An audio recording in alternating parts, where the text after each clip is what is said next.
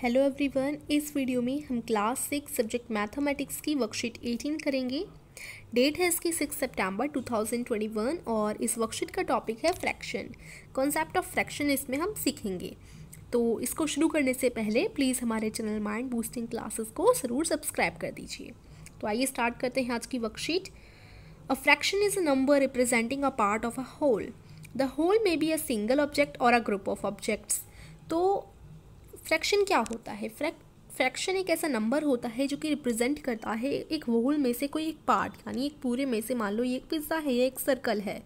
अब इसमें से क्या हो रहा है, इसके हमने 4 पीसेस कर लिए, लाइक दिस। हमने इसके 4 पीसेस कर लिए, तो 1 2 3 4, तो ये फ्रैक्शन नंबर हो गया।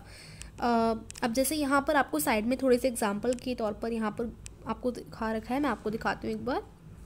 ये देखिए, यहाँ पर ये फ्रैक्शंस हैं, ये पूरा एक है। अब यहाँ पर देखो इसके 4 टुकड़े हैं और एक शेड किया गया है। तो अब यहाँ पर कितने टुकड़े हैं? 1 2 3 4 हैं, है ना। तो 4 आएगा नीचे और इसमें से 1 शेडेड है, तो यहाँ 1 ऊपर आएगा। ठीक है, तो 1/4 यानी 4 हिस्सों में से एक भरा हुआ। ऐसा आपने फ्रैक्शन सीखे होंगे। इसी तरीके से थर्ड फ्रैक्शन में क्या है, यहाँ पर भी आपके 4 पीसेस हैं। अब इनमें से मैं यहाँ 2 खा लूँ, मान लो ये पिज़्ज़ा है, और यहाँ पर हम लोग 2 खा लें या फिर 2 हटा दें, तो अब क्या होगा? अब ये टोटल 4 पीसेस थे, 4 में से जो 2 हैं वो शेडेड हैं या फिर खा चुके हैं, तो 2 ऊपर आ जाएगा, तो 2/4।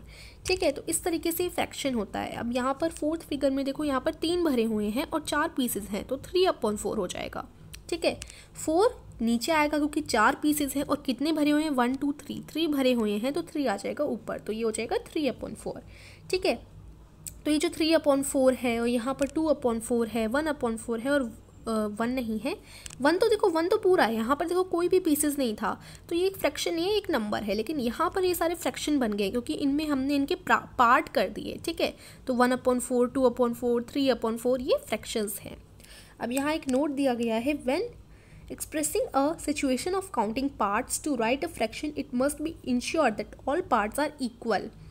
जब भी हम किसी भी सिचुएशन को एक्सप्रेस करते हैं जिसमें हमें काउंट करना हो पार्ट्स लिखने के लिए एक फ्रैक्शन को, तो हमें इंश्योर करना होगा कि सारे पार्ट्स जो हैं वो इक्वल हों। फॉर एग्जांपल, यहाँ पर जो हमने ये जो हमने किया, यहाँ पर जो हमने 4 पार्ट्स बांटे वो इक्वल होने चाहिए। ये ऐसा नहीं है कि हमने कोई छोटा दे दिया, मान लो ये छोटा हो गया और ये हमने इतने बड़े कर दिए दोनों, तो ये गलत है। अब यहाँ पर मैंने 2 पीसेस किए, मान लो 4 पीसेस किए, तो मैंने क्या किया, यहाँ पर ये दोनों तो छोटे कर दिए, ये दोनों बड़े कर दिए, तो ऐसा नहीं होगा। सारे जो पार्ट्स होंगे, डिवाइडेड जितने भी पार्ट्स होंगे वो इक्वल होने चाहिए।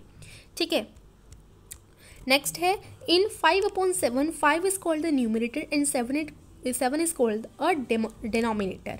तो अब देखो 5/7 है या कोई भी फ्रैक्शन है, उसमें जो ऊपर वाला होता है उसको हमेशा न्यूमरेटर कहा जाता है और जो नीचे वाला होता है उसे हमेशा डिनोमिनेटर कहा जाता है।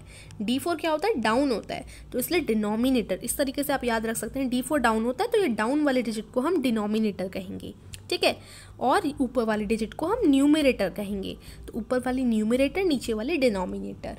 ठीक है, उसके बाद नेक्स्ट देखिए, फ्रैक्शंस ऑन नंबर लाइन। अब नंबर लाइन पर हम फ्रैक्शंस को कैसे रिप्रेजेंट करें?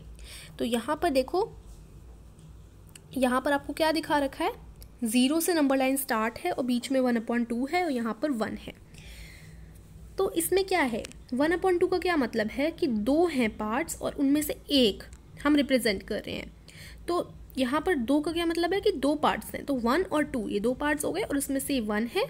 ठीक है, उसके बाद 2/2 नेक्स्ट होगा, तो ये तो पूरा हो गया, 1 हो गया। अच्छा, अभी हम नेक्स्ट करेंगे तो आपको और अच्छी तरीके से समझ आ जाएगा। अब ये वाला देखो, इस नंबर लाइन में क्या है, सबसे पहले 0 है, उसके बाद 1/4 है। इसको मत देखो, देखो कितने पार्ट्स हैं, 1 2 3 4, यहाँ 4 पार्ट्स दिए गए हैं, तो कैसे हो जाएगा, सबसे पहले तो 4 आएगा। ठीक है, 4 पार्ट्स हैं, इसलिए नीचे जो हमारा डिनोमिनेटर होगा वो 4 बन जाएगा, क्योंकि 1 2 3 4 पार्ट्स हैं। ठीक है, ऊपर वाला देखो यहाँ पर 1 है क्योंकि ये पहला पार्ट है, तो ऊपर वाला 1 हो गया। ठीक है, उसके बाद देखो नेक्स्ट 2/4 हो गया, क्योंकि देखो 4 पार्ट्स तो थे, 1 2 3 4 पार्ट्स तो थे। अब इनका ये सेकंड पार्ट को हम इंडिकेट कर रहे हैं, तो 2/4 हो गया। अभी थर्ड पार्ट को इंडिकेट कर रहे हैं, तो 3/4 हो गया। अब 3/4 के बाद क्या हो जाएगा, 4/4 होगा। 4/4 का क्या मतलब है, 4/4 का मतलब है फुल। देखो 4 हैं और 4 में से चारों भरे हुए हैं, तो इसको हम 1 भी लिख सकते हैं। 1 का मतलब फुल होता है और 4/4 का मतलब भी फुल हो गया। ठीक है, अब ऐसे ही थर्ड नंबर लाइन में देखो, यहाँ पर 1 2 3 4 5 6 7 8 पार्ट्स दिए गए हैं। तो जो हमारी पहली डिजिट रहेगी वो क्या रहेगी, 1/8। पहली डिजिट 1/8 रहेगी, दूसरी डिजिट 2/8 रहेगी, तीसरी 3/8, फिर 4/8, 5/8, ठीक है, 6/8, 7/8 और 8/8 ना लिखकर हम 1 लिख सकते हैं क्योंकि 8/8 का मतलब फुल है। ठीक है, तो ये हमारे नंबर लाइन पर हम लोगों ने कॉन्सेप्ट सीखा फ्रैक्शन का। आई होप आपको समझ आ रहा होगा। Fraction can be shown on number line, every fraction has a point associated with it on the number line. यहाँ पर नंबर लाइन में दिखा रखा है आप लोगों को। ठीक है, अब आइए अपने प्रश्नों की तरफ चलते हैं जो आपको करनी है अपनी कॉपी में। लेकिन उससे पहले मैं आपको एक चीज़ बताना चाहूँगी, हमारे चैनल पर रोल प्ले कॉम्पिटिशन हो रहा है। ठीक है, रोल प्ले कंपटीशन हमारे नए चैनल माइंड बूस्टिंग कंपटीशन पर होने जा रहा है। अब इसमें आपको क्या करना है, क्योंकि इसमें आपको सरप्राइज गिफ्ट और प्राइजेस भी मिलेंगे और ये कंपटीशन बिल्कुल फ्री है, तो आप इसमें ज़रूर हिस्सा लीजिएगा। इसकी लिंक मैं आपको दे दूँगी डिस्क्रिप्शन में। इस कंपटीशन में आपको क्या करना है, ये सारी जानकारी जानने के लिए डिस्क्रिप्शन में जो वीडियो की लिंक मैंने दे रखी है उसे आप देख लीजिए। उसमें आपको इस कंपटीशन की सारी जानकारी दी गई है। ठीक है, अब यहाँ पर आपके क्वेश्चंस आ गए हैं। क्वेश्चन नंबर 1 देखो, represent following on number line. अब यहाँ पर आपको जैसे यहाँ पर नंबर लाइन पे कर दिखाया, ऐसे ही आपको इन संख्याओं को नंबर लाइन पर शो करना है। पहली है 2/3 और 1/3।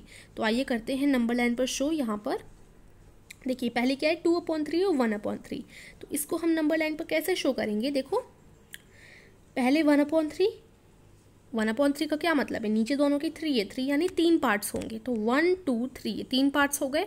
उसके बाद पहला 1/3 हो गया, दूसरा 2/3 हो गया। अब नेक्स्ट 3/3 होगा, इसका मतलब हो जाता है 1। ठीक है, तो यहाँ हम 1 लिख देंगे।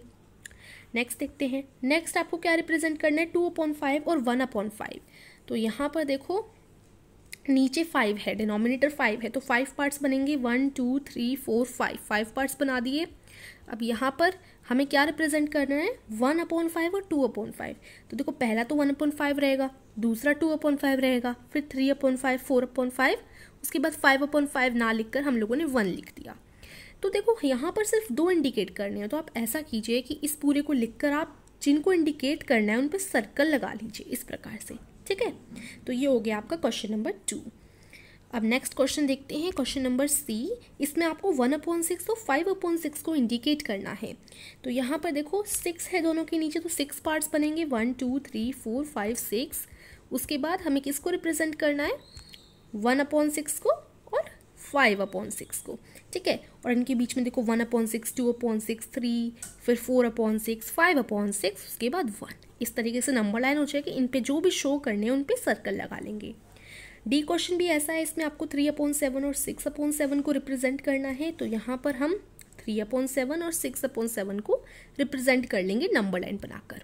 क्लियर। अब नेक्स्ट क्वेश्चन की तरफ चलते हैं। क्वेश्चन नंबर 1 के सारे पार्ट्स हमने शो कर दिए।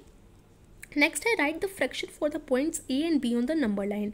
ये जो पॉइंट ए और बी है नंबर लाइन पे, ये कौन सा फ्रैक्शन है ये हमें लिखना है। तो यहाँ पर मैंने ऑलरेडी लिख रखा है। अभी मैंने पता कैसे लगाया, अब यहाँ पर देखो 1 2 3 4 5 6 कितने पार्ट्स हैं, ये 6 पार्ट्स हैं। तो ये तो पता चल गया नीचे वाला डिनोमिनेटर 6 होगा। ठीक है, तो ये जो पहला वाला है पार्ट, अभी हम देखते हैं दोबारा से। यहाँ पर देखो ये जो पहला वाला पार्ट है ये तो 1/6 हो जाएगा। ए वाला जो यानी सेकंड वाला जो पार्ट है वो 2/6 हो जाएगा। ये वाला 3/6, ये वाला 4/6, ये वाला हो जाएगा 5/6, फिर हमारा 1 आ जाएगा। ठीक है, तो इससे हमें पता चल गया ए और बी क्या क्या हो जाएंगे, ए हो जाएगा 2/6 और बी हो जाएगा 5/6। ठीक है, अब थर्ड क्वेश्चन देखते हैं। थर्ड क्वेश्चन है right fractional part of shaded region. अब यहाँ पर आपको फ्रैक्शन में बताना है, इनको मैंने ऑलरेडी बता रखा है। अब ये देखो यहाँ पर क्या है, इसको 4 पार्ट्स में डिवाइड कर दिया। तो कितने पार्ट हैं, 1 2 3 4 पार्ट्स हैं। तो यहाँ नीचे 4 आ जाएगा। अब कितने शेडेड हैं, कितने पे कलर है, 3 पे कलर है, तो ऊपर 3 आ जाएगा, 3/4। यहाँ पर कितने पार्ट्स हैं, ये अगर आप इनको गिनेंगे तो ये 8 पार्ट्स हैं। 8 में से यहाँ पर 2 भरे हुए हैं, तो 2/8 ये हो जाएगा। क्वेश्चन 4 है represent and shade the following fraction in any geometrical figure. अब यहाँ पर क्या करना था, हमें बताना था और ये शेप दे रखी थी। अब क्या है, यहाँ पर बता रखा है और हमें शेप खुद बनानी है। ठीक है, तो यहाँ पर देखो 3/4 के लिए हम शेप बनाएंगे, 3/5 के लिए और 2/6 के लिए। तो आइए इस क्वेश्चन को भी सॉल्व कर लेते हैं हम लोग। ये देखिए इस क्वेश्चन का आंसर इस तरीके से हो जाएगा। पहले हमें किसकी शेप बनानी है, 3/4 की। तो यहाँ मैंने सर्कल बना दिया जिसकी मैंने 4 पार्ट कर दिया और 3 पे शेड कर दिया। बी है 3/5, तो यहाँ पर मैंने स्क्वायर बनाया, 5 पार्ट्स किए हैं उसके और 3 पर शेड कर दिया है। सी है 2/6, तो यहाँ पर मैंने 6 पार्ट्स बनाए रेक्टेंगल के और 2 पर शेड कर लिया। तो इस प्रकार से ये आपके आंसर्स हो जाएंगे। और यहीं पर जो आपकी आज की वर्कशीट्स है वो फिनिश हो जाती है। और आई होप आपको अच्छी तरीके से वर्कशीट समझ आई होगी। अगर आपको कुछ समझ नहीं आया तो आप लोग मुझे कमेंट करके पूछ सकते हैं। Thank you.